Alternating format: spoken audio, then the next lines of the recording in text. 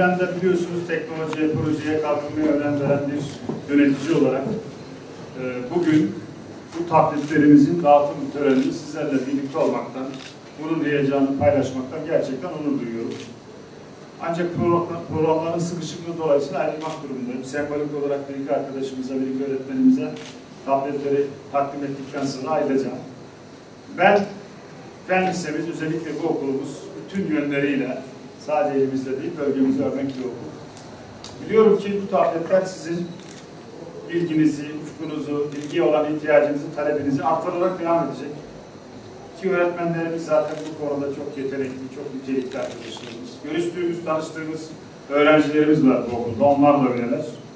Ben sizlere gerek bu vesileyle, gerek yaşamınız boyunca hep iyilikler, güzellikler, iyi kariyerler, iyi günler diliyorum. Başarılarınızın devamını diliyorum. Sevgi ve saygılar sunuyorum.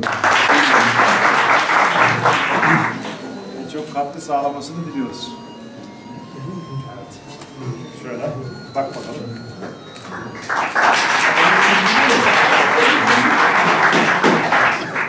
Hocamıza da. Hocam şöyle bir bak bakalım. Şöyle.